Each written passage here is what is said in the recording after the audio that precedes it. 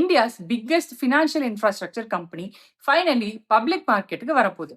Imagine a company. It doesn't make cars, it doesn't make phones, it doesn't sell burgers. But every day, millions of Indians depend on it to buy and sell stocks. That company is NSE, National Stock Exchange. நம்ம எல்லாரும் கேட்போம், Nifty எங்க போகுது, market crash ஆச்சா, FII selling பண்ணுதா? ஆனா இந்த entire stock market game நடக்கிற பிளாட்ஃபார்மே இப்போ ஐபிஓக்கு வரப்போகுது. ஆனா கொஸ்டின் என்ன, என்எஸ்சி வர்த் என்ன, ஐபிஓ பிரைஸ் என்ன, இன்வெஸ்டர்ஸ் வாங்கணுமா, அதை தான் நம்ம பார்க்க போறோம். நேஷனல் ஸ்டாக் எக்ஸ்சேஞ்ச் என்எஸ்சி 1992ல ஆரம்பிச்சாங்க. இதோட பிக்கஸ்ட் கான்ட்ரிபியூஷன் என்னன்னா, இந்தியாவோட ஸ்டாக் மார்க்கெட்டை எலக்ட்ரானிக் ட்ரேடிங் எராக்கு கொண்டு வந்தது. பிஃபோர் என்எஸ்சி பீப்புள் பிசிக்கலா ட்ரேட் பண்ணுவாங்க. ஆனா after NSE laptop, mobile, algorithm எல்லாமே digital. So NSE huge technology infrastructure. NSE எப்படி மணி ஏர்ன் பண்றாங்க? பல பேருக்கு டவுட் என்னன்னா, ஸ்டாக் எக்ஸ்சேஞ்ச்னா எப்படி ப்ராஃபிட் வரும்? சிம்பிள் எக்ஸாம்பிள் வச்சுக்கோங்க. ஒரு மால் இருக்கு, மால்ல நிறைய ஷாப்ஸ் இருக்கு. ஷாப் ஓனர்ஸ் எல்லாரும் ரெண்ட் கொடுப்பாங்கல்ல, அதே மாதிரி தான் என்எஸ்சி ஒரு ஃபினான்ஷியல் மார்க்கெட் பிளேஸ். ட்ரேடிங் நடந்தா transaction charges, listing fees, data services, clearing services இது மூலியமா ரெவென்யூ வரும். காமெடி என்னன்னா, இன்வெஸ்டர் சொல்லுவாரு, ப்ரோ என் போர்ட்ஃபோலியோ -20% போச்சு. என்எஸ்சி சொல்லுவாங்க, சரி ப்ரோ, ஆனா ட்ரேடிங் வால்யூம் நல்லா இருந்துச்சு.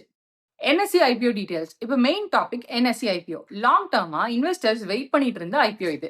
என்எஸ்சி செபிக்கு டிஆர்ஹெச்பி ஃபைல் பண்ணியிருக்காங்க. Current proposal IPO size around 28,000 to 32,000 crore range. Fresh shares issue பண்ணல. இதோட மீனிங் என்னன்னா, என்எஸ்சி கம்பெனிக்கு புதுசா மணி ரைஸ் பண்ற ஐபிஓ இல்ல.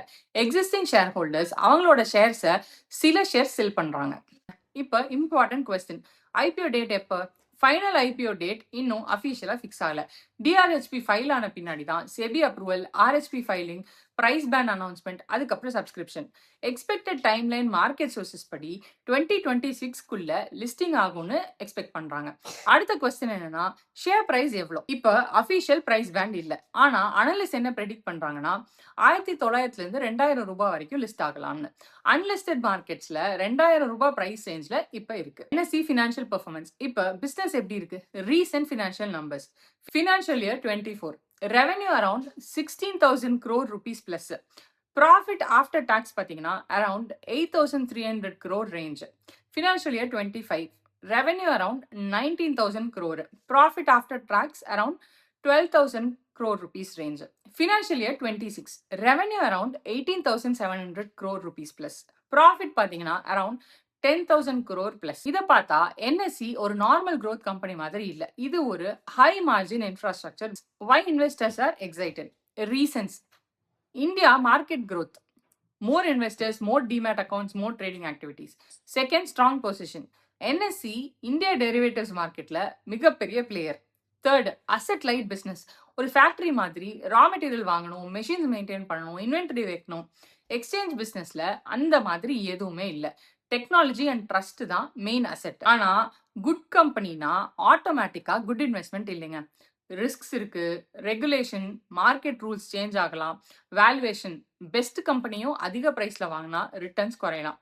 ஒரு நல்ல பிரியாணி ஷாப்பு, டேஸ்ட் அருமை, ஆனா ஒரு பிளேட்டுக்கு 5,000 ரூபாய் கேட்டா ப்ராப்ளம் பிரியாணில இல்ல, பிரைஸ்ல.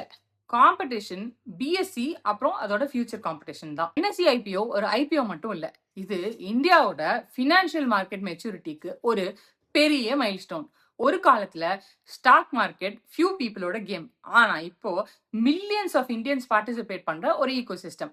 ஆனா ஞாபகம் வச்சுக்கோங்க, என்எஸ்சி நல்ல பிசினஸ், ஆனா இன்வெஸ்ட்மெண்ட் டெசிஷன் எடுக்கும்போது பிசினஸ் குவாலிட்டி அண்ட் வேல்யூவேஷன் ரெண்டுமே பார்க்கணும். Because great company at a wrong price can still be a bad investment. இந்த மாதிரி ஸ்டாக்ஸ், ஐபிஓ, எக்கனாமி ஸ்டோரிஸ் தமிழ்ல வேணும்னா சப்ஸ்கிரைப் பண்ணிக்கோங்க. நம்ம ஃபினான்ஷியல் ஜேர்னியை கண்டினியூ பண்ணலாம்.